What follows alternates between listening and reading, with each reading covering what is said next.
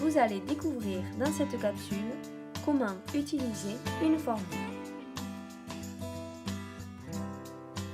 Qu'est-ce qu'une formule? Vous avez l'habitude d'en utiliser en mathématiques. Par exemple, pour calculer le volume d'un cube, on utilise la formule V est égal à A fois A fois A, avec V le volume et A la longueur du côté. Une formule est donc une expression littérale qui permet de réaliser un calcul.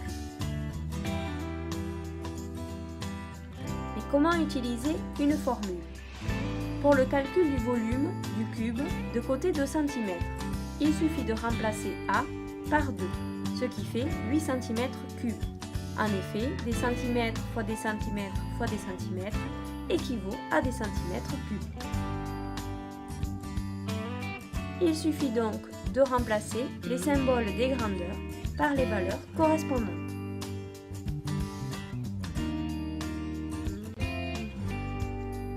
Et comment trouver une formule? Si l'on cherche la formule de la vitesse, on sait que la vitesse d'une voiture en centre-ville, c'est 50 km/h. Les kilomètres, c'est une distance, et les heures, c'est du temps. Donc la vitesse a comme formule D divisé par T. Calculons la distance parcourue par la voiture durant 4 heures. On va pour cela utiliser la formule V est égal à D sur T, mais on va s'intéresser à la distance. V est égal à D sur T équivaut à V divisé par 1 égal à D sur T. On va utiliser le produit en croix. D est égal à V fois T divisé par 1. C'est aussi égal à V fois T.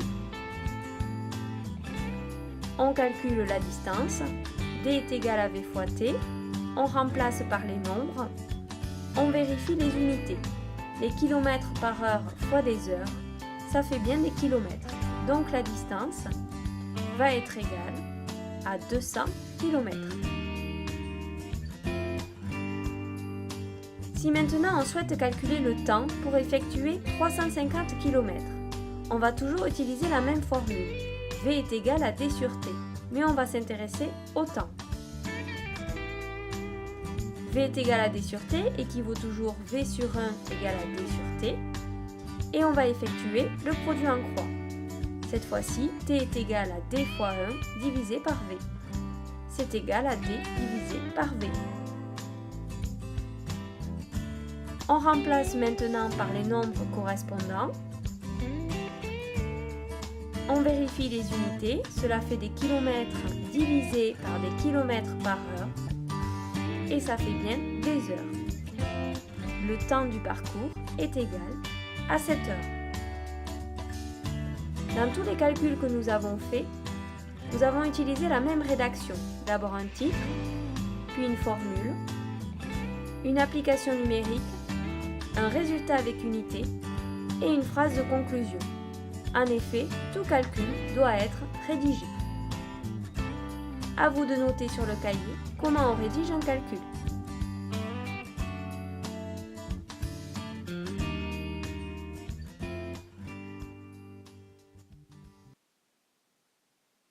Created using Powtoon.